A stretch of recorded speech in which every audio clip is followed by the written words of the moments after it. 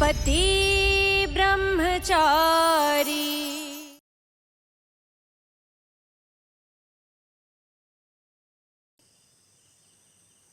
ಈ ಬ್ಯಾಗಲ್ಲಿ ನನ್ನ ಬಟ್ಟೆಗಳಲ್ಲ ನಿಮ್ಮ ಬಟ್ಟೆಗಳು ಹಾಕೋಬೇಕು. ನಿಮ್ಮ ಬಟ್ಟೆಗಳನ್ನ ಹಾಕೊಂಡು ಇಲ್ಲಿಂದ ಹೋಗ್ತಾ ಇರಿ ಪ್ಲೀಸ್. ಹೋಗಿ.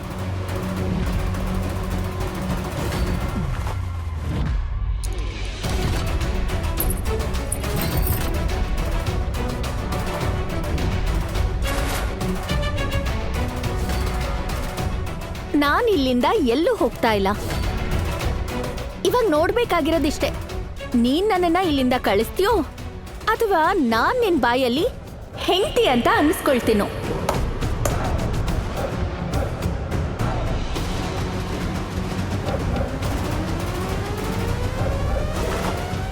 ಇದಕ್ಕೆ ಮುಂಚೆ ಯಾರು ನಿಮ್ಗೇನು ಹೇಳೇ ಇಲ್ವಾ? ಹಾ, ಅದೇನಂದ್ರೆ ನಿಮ್ಗೆ ಅರ್ಧ ಅಲ್ಲ, ಪೂರ್ತಿ ಪೂರ್ತಿ ತಲೆ ಕೆಟ್ಟೋಗಿದೆ. ನಾನಂತೂ ಹುಚ್ಚಿನೇ, ಆದ್ರೆ ಸಂಬಂಧನ ಉಳಿಸ್ಕೊಳ್ಳೋಕೆ ಮತ್ತೆ ನಿನ್ನಂತ ಗಂಡನ್ ಪಡ್ಕೊಳ್ಳೋದಕ್ಕೆ.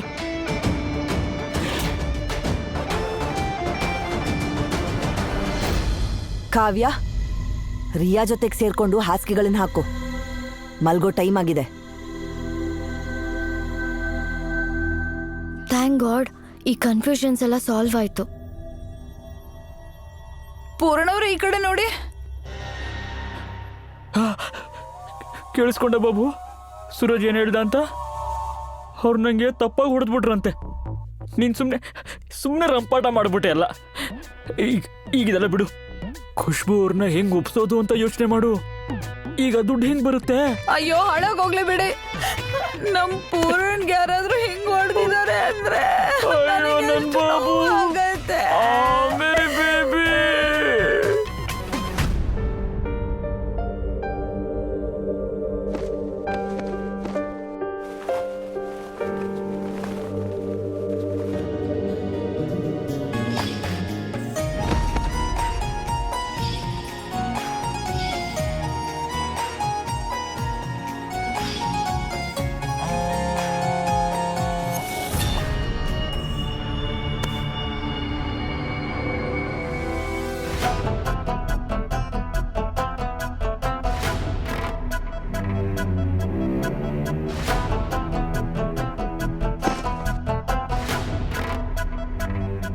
ಆರವ್ಗೆ ನಾನು ಮೆಸೇಜ್ ಮಾಡ್ಬಿಡ್ಲಾ?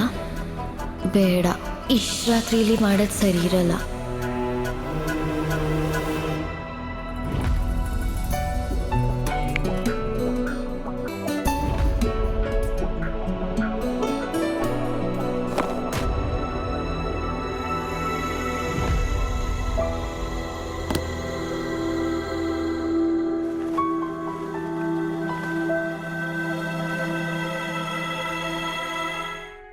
ರಿಯಾ, ಇಂಟರ್ವ್ಯೂ ಹೇಗಾಯ್ತು? ಜಾಬ್ ಸಿಗುತ್ತಲ್ವಾ ಪಕ್ಕ? ನಾನು ನಿಮ್ಮ ಪ್ರಾಜೆಕ್ಟ್ನ ತುಂಬ ಡೀಪಾಗಿ ಸ್ಟಡಿ ಮಾಡಿದ್ದೀನಿ. ಐ ಥಿಂಕ್ ನಾವು ಕೊಲ್ಯಾಬ್ ಮಾಡಬಹುದು. So partners, deal?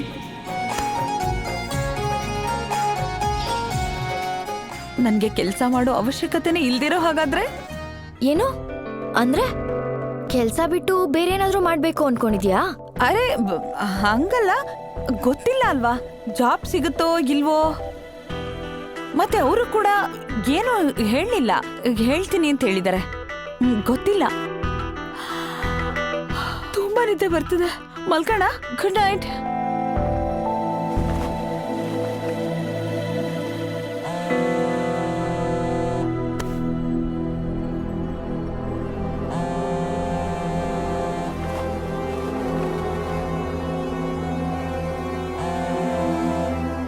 ಎಲ್ಲಿ ಹೋಗ್ಬಿಟ್ಟಿದ್ರೆ ಬೆಳಗ್ಗೆಯಿಂದ?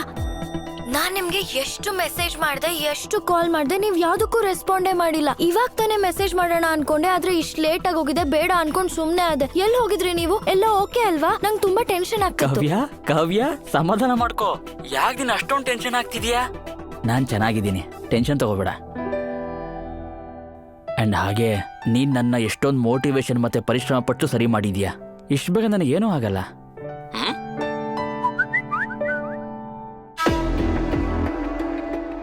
ಹಾ ಕಾವ್ಯ, ಕೇಳು, ನಾನು ನಿಂಗೆ ಆಮೇಲೆ ಫೋನ್ ಮಾಡ್ತೀನಿ. ನಂಗೊಂದು ಇಂಪಾರ್ಟೆಂಟ್ ಕೆಲಸ ಇದೆ. ಹಾ, okay, bye. Okay.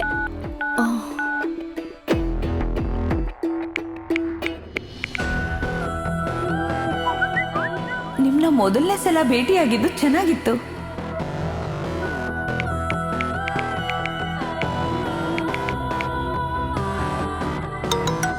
If you don't mind ನಾಳೆ ಭೇಟಿ ಆಗ್ಬೋದಾ ಬಿಸ್ನೆಸ್ ಲಂಚ್ಗೆ?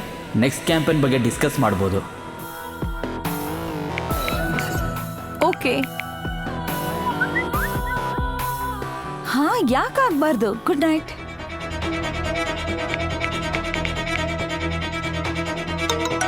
Good night.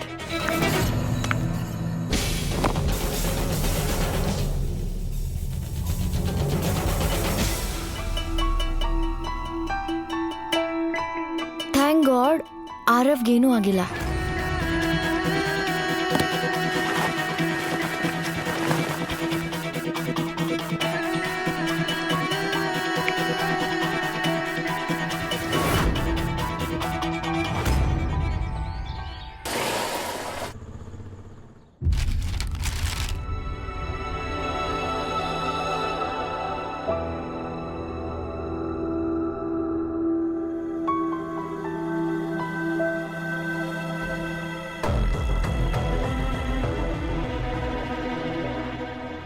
ಇವತ್ತಿನ ದಿನ ಈ ವಸ್ತುಗಳನ್ನೆಲ್ಲ ತವ್ರ ಮನೆಯಿಂದ ಬಾಗ್ನ ಕಳಿಸ್ಕೊಡ್ತಾರೆ. ಇದೇ ಬಾಗ್ನದಿಂದ ಹೆಣ್ಮಕ್ಳು ಗಂಡನ್ ಮನೇಲಿ ಪೂಜೆ ಮಾಡ್ತಾರೆ. ಅದಿತಿ, ಇವತ್ತಿನ ಅಡಿಗೆ ಇದ್ರಲ್ಲೇ ಮಾಡಮ್ಮ, ಆಯ್ತಾ? ಹಾ ಹಾಮ್ಮ.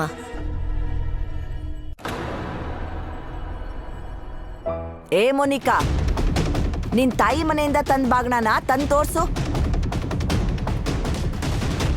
ತೋರ್ಸು.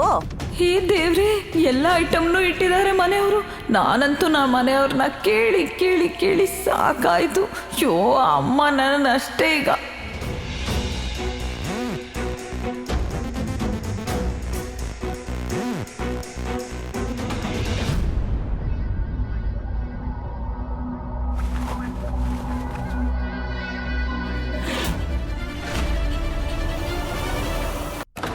ಇದ್ ನೋಡಿ, ಪ್ರತಿ ಸಲದ ತರ ಈ ವರ್ಷನೂ ಕೂಡ ಹಳೆ ಸಾಮಗ್ರಿಗಳೇ ಕಳ್ಸಿದ್ದಾರೆ. ಒಂದ್ ಮಾತು ಹೇಳು, ನಿಮ್ ಮನೇಲೆಲ್ಲ ದುಡಿಯೋರೇ ಇರೋದು ತಾನೆ? ಆದ್ರೂ ಅವ್ರಿಗೆ ನಾಚಿಕೆ ಆಗಲ್ವಾ ಈ ತರ ಹಳೆ ಸಾಮಗ್ರಿಗಳನ್ನ ಕಳ್ಸೋಕೆ? ಹಾ,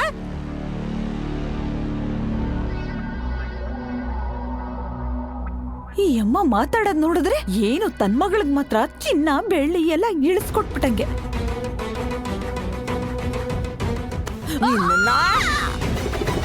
ಏನ್ ಹೇಳ್ದೆ?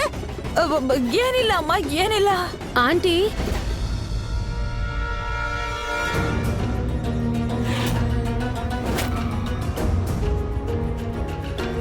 ಬಿಂದಿಯಾ? 1 ಸೆಕೆಂಡ್, ಬರ್ತೀನಿ.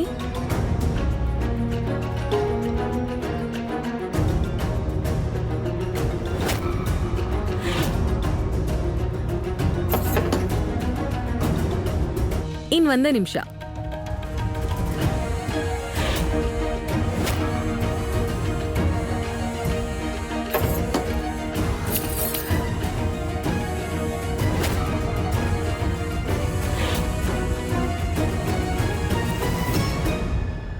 ಅಯ್ಯೋ, ಇಷ್ಟೆಲ್ಲ ತರೋ ಅವಶ್ಯಕತೆ ಏನಿತ್ತು?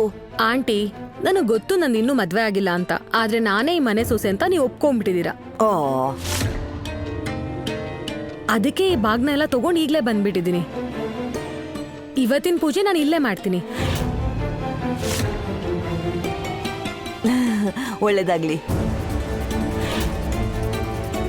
ಏ ಬಿಂದಿಯಾ, ಕೂತ್ಕೋ ಕೂತ್ಕೋ. ಏ, ಕಣ್ ಬಿಟ್ಕೊಂಡ್ ನೋಡು, ಈ ತರ ತಂದ್ಕೊಡ್ಬೇಕು.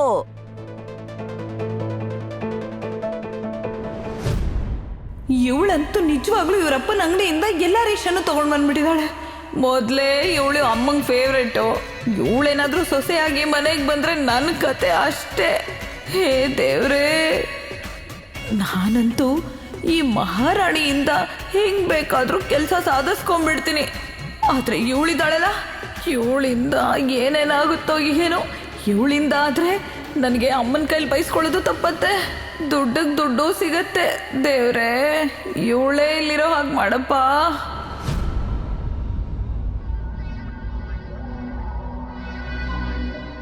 ಅಮ್ಮ ಇವಳಿ ಮನೆ ಸೊಸೆ ಅಲ್ದೆ ಹೋದ್ರು ಎಷ್ಟೊಂದ್ ಐಟಮ್ನ ತಗೊಂಬಂದಿದ್ದಾಳೆ. ಆದ್ರೆ ನಿಜವಾದ ಸೊಸೆ ಆದವಳು ಅವಳ ಮನೆ ತಟ್ಟೆ ಎಲ್ಲಿದೆ ಅಮ್ಮ?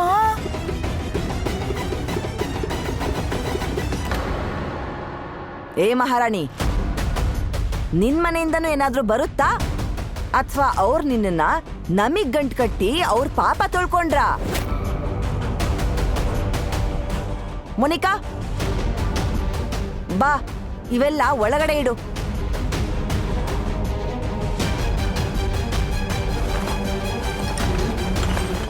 ಒಂದ್ ವೇಳೆ ಅಮ್ಮ ಇದ್ದಿದ್ರೆ ಅವ್ರ ಕೈಯಾರೆ ನನಗೋಸ್ಕರ ಪೂಜೆ ಸಾಮಾನೆಲ್ಲ ಕಳಿಸ್ತಾ ಇದ್ರು. ಇವಾಗ ನಮ್ಮ ಮನೇಲಿ ಯಾರಿಗೆ ಹೇಳಿ ಇದನ್ನೆಲ್ಲ ಕಳಿಸ್ಕೊಡೋದಕ್ಕೆ?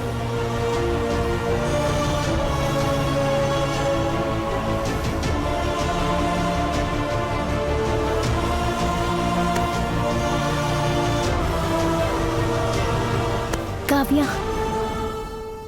ಇವತ್ತು ಮೊದಲನೇ ಸಲ ನಾನು ನನ್ನ ಹೋರಾಟದಲ್ಲಿ ಒಂಟಿ ಅನ್ನಿಸ್ತಾ ಇದ್ದೀನಿ. ಅದಕ್ಕೆ ಅಪ್ಪ ಹೇಳ್ತಾರೆ, ನಮ್ಮ ಜೊತೆ ಯಾರೂ ಇಲ್ಲದೆ ಇರುವಾಗ ದೇವರು ಇದ್ದೇ ಇರ್ತಾರೆ. ನಿಮ್ಗೆ ಅವ್ರ ಮೇಲೆ ನಂಬಿಕೆ ಇದೆ ಅಲ್ವಾ? ಅಷ್ಟು ಸಾಕು. ಅವ್ರ ಮೇಲೆ ನಂಬಿಕೆ ಇಟ್ರೆ ಸಾಕು, ಎಲ್ಲ ಸರಿ ಹೋಗುತ್ತೆ.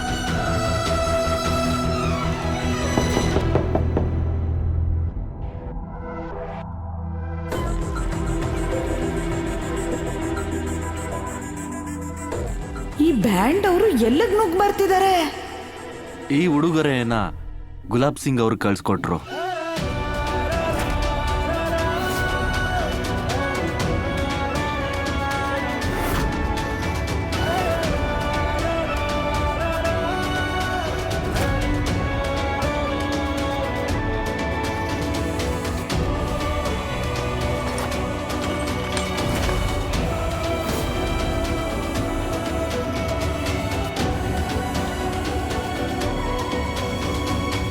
ಇಷ್ಟೊಂದು ವಸ್ತುಗಳ? ಗುಲಾಬ್ ಸಿಂಗ್ ಅವರು ಇಶಾ ಮೇಲೆ ಕೋಪ ಮಾಡ್ಕೊಂಡಿದ್ರಲ್ಲ, ಆದ್ರೆ ಇವ್ರು ಮಾಡಿದ್ ಸರಿ ಇಲ್ಲ.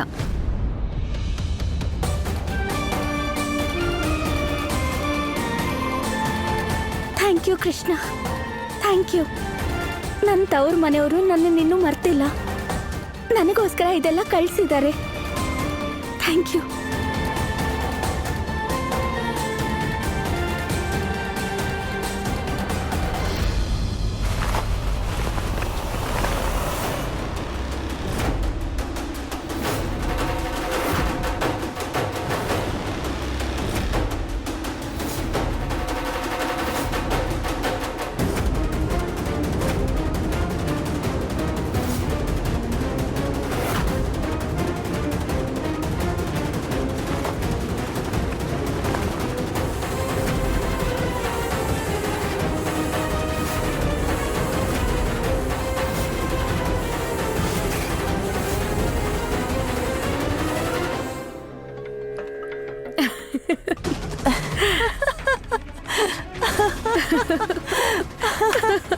ಇದೇನ್ ಕಳ್ಸಿದ್ದಾರೆ?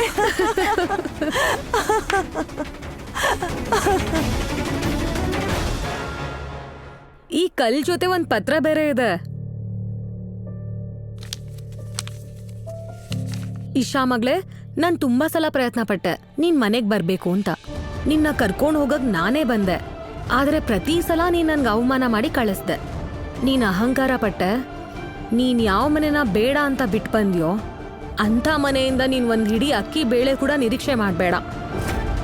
ನಿನಗೇನೂ ಸಿಗಲ್ಲ. ಇವತ್ತಿನ ನಿನ್ ಪೂಜೆ ಚೆನ್ನಾಗಿ ನಡೀಲಿ.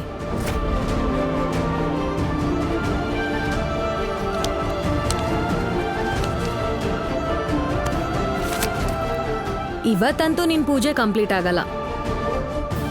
ಆದ್ರೆ ನೀನೊಂದ್ ಕೆಲ್ಸ ಮಾಡ್ಬೋದು. ನಾನು ಸೂರಜ್ ಜೊತೆಲಿ ಪೂಜೆ ಮಾಡ್ತೀವಲ್ಲ, ನೀನ್ ದೂರ ಕುತ್ಕೊಂಡು ನೋಡ್ಬೋದು.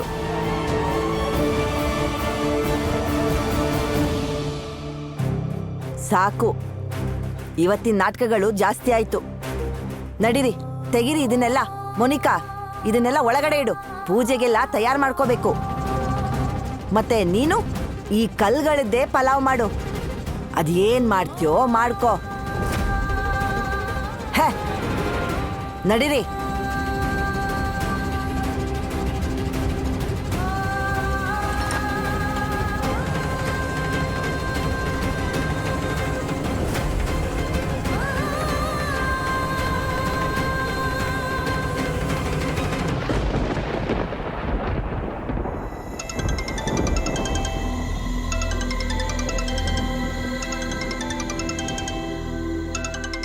ಸೂರಜ್ ಫೋನ್ಗೆ ಅದಕ್ಕೆ ಕಾಲ್ ಮಾಡ್ತಿದ್ದಾರೆ.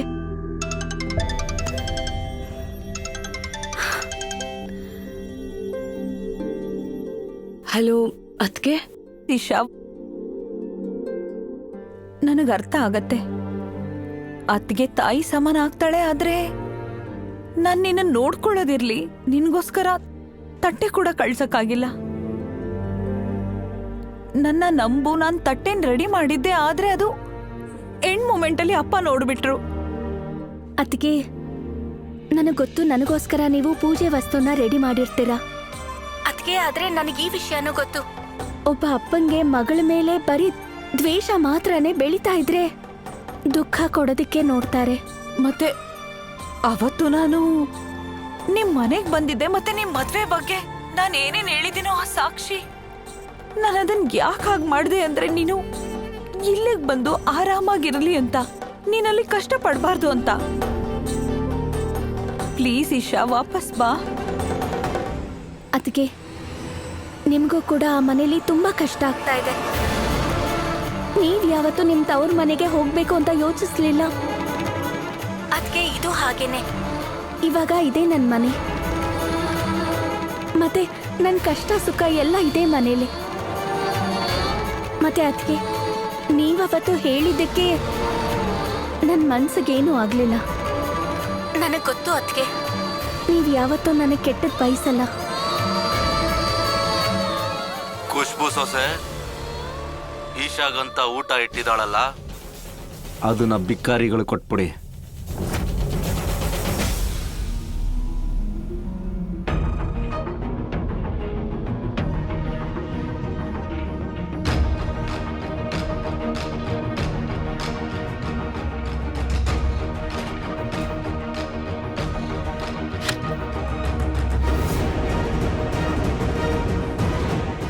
ಈಶಾ ಇವಳೆಲ್ಲಿ ಹೋಗ್ತಿದ್ದಾಳೆ?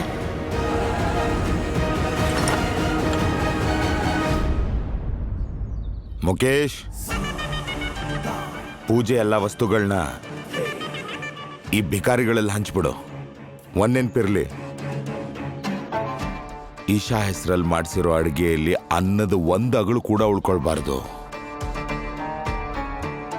ಬೊಂಬೆಗೆ ಈ ಮನೆಯಿಂದ ಏನೂ ಸಿಗಲ್ಲ. ನಾನು ನೋಡ್ತೀನಿ ಅವಳು ತನ್ನ ಪೂಜೆನ ಅದು ಹೇಗೆ ಮಾಡಿ ಮುಗಿಸ್ತಾಳೋ ಅಂತ.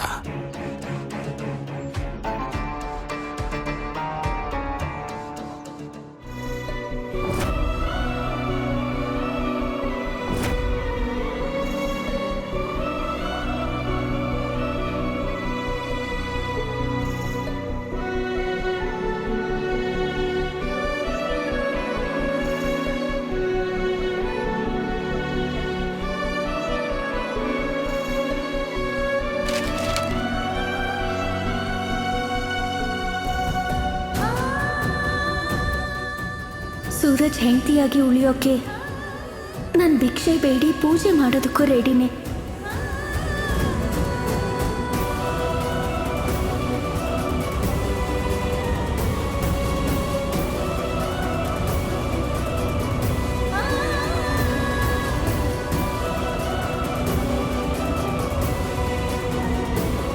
ಅಪ್ಪ, ನನಗಂತೂ ಪೂಜೆ ಮಾಡಕ್ಕೆ ನನ್ನ ಮಡ್ಲಕ್ಕಿ ಸಿಕ್ತು. ನೀವಿವಾಗ ಎಷ್ಟೇ ಪ್ರಯತ್ನ ಮಾಡ್ಬೋದು ನನ್ನ ಹಣೆ ಬರಹನ ಬರೆಯೋದಕ್ಕೆ, ಆದ್ರೆ ಆಗೋದು ಮಾತ್ರ ವಿಧಿನಲ್ಲಿ ಬರ್ದ ಹಾಗೇನೆ, ನನ್ನ ಮದುವೆ ಆದ ಹಾಗೇನೆ. ಶ್ರೀಕೃಷ್ಣ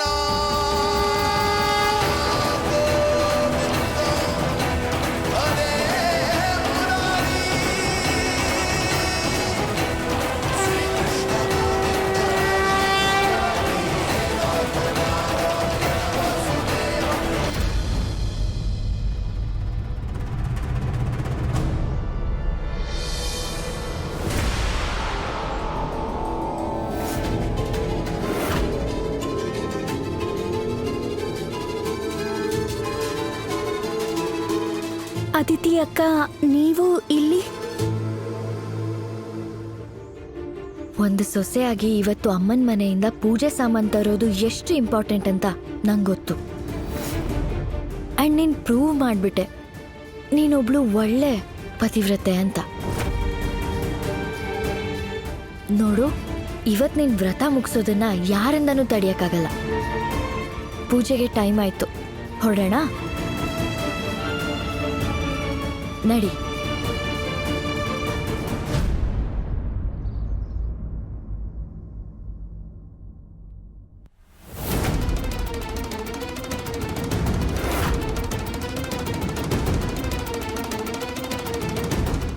ತವ್ರ ಮನೆಯಿಂದ ಬಾಗ್ನ ಸಿಕ್ಕಿಲ್ಲ ಅಂತ ಹುಚ್ಚಿಡ್ದಿರ್ಬೇಕು ಪಾಪ.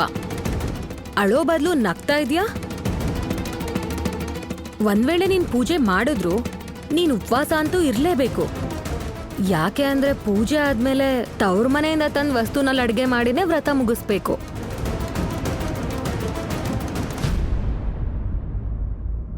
ನೀನ್ ಈಶನ್ ಬಗ್ಗೆ ಯೋಚನೆ ಮಾಡೋದ್ ಬಿಟ್ಬಿಡು. ಅವಳ ಪೂಜೆನೂ ಮುಗಿಯುತ್ತೆ.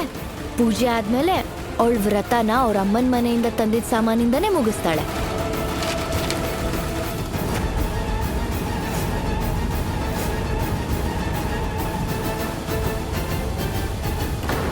ಹಾ, ಅವ್ರ ಅಮ್ಮನ ಮನೆಯಿಂದ ಸಾಮಾನ್ ಬಂದ್ಬಿಡ್ತು.